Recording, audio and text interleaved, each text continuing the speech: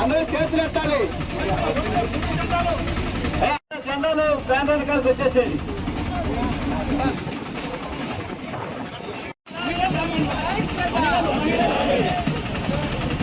బస్సాలే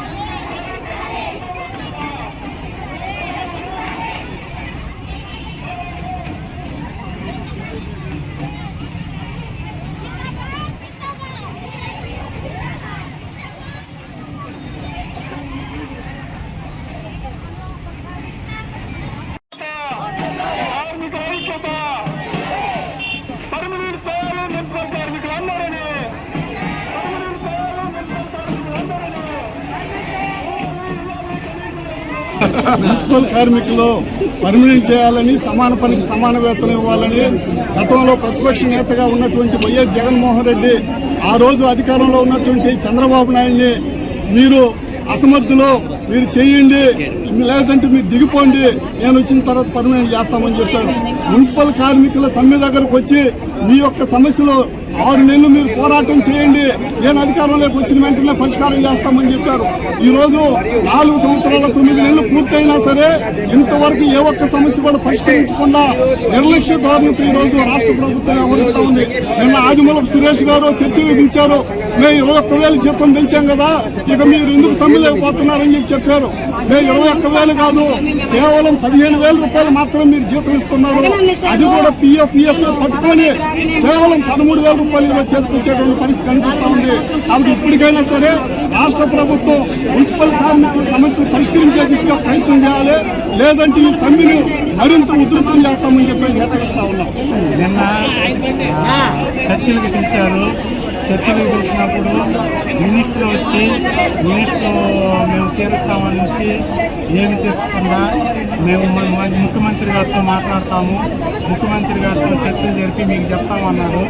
ప్రజలకు అందరికీ ఓట్లు వేయించుకుంది సీఎం జనాల్లోకి రాకుండా మంత్రుల ద్వారా చర్చలు జరిపి మంత్రులు మళ్ళా అక్కడికి వెళ్ళి మేము చర్చిస్తామని కాలయాపన చేస్తున్నారు. మా అందరి ప్రజలది ఓట్లు వేయించుకున్న జగన్ వచ్చి మాకు సమావేశం పెట్టి చర్చలు జరపాలని.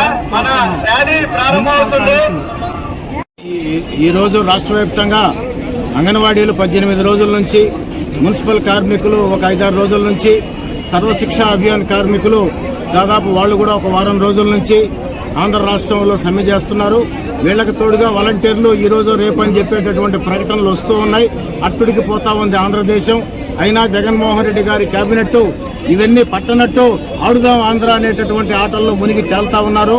కాబట్టి జగన్మోహన్ రెడ్డి గారికి ఈ పండగ సీజన్లో కార్మికుల కడుపు మంట శోకంగా మీకు మారకుండా వాళ్ళ యొక్క న్యాయమైనటువంటి డిమాండ్లు ఏవైతే మీరు పాదయాత్రల సందర్భంగా చెప్పారో అవి మాత్రమే అడుగుతూ ఉన్నారు. కాబట్టి పండగ సీజన్లో వాళ్ళకి న్యాయం చేయాలని చెప్పి ఈరోజు అన్ని కార్మిక సంఘాలు CITU, AITUC, IFTU, AIFTU అట్లాగే రకరకాల సంఘాలు, రైతు సంఘం, వ్యవసాయ కార్మిక సంఘం, కౌలు రైతు సంఘం, ఇటువంటి స్వచ్ఛంద సంస్థలు వీళ్ళందరూ కూడా అన్ని జిల్లాల్లో కూడా ఈరోజు కలెక్టరేట్ కార్యాలయాల దగ్గర మరి నిరసన కార్యక్రమాలు చేయబోతున్నారు. ఎప్పటికైనా ఆయన మంచి వార్త ఈ సందర్భంగా చెప్తాడని చెప్పి ఆశపడుతూ ఉన్నాం.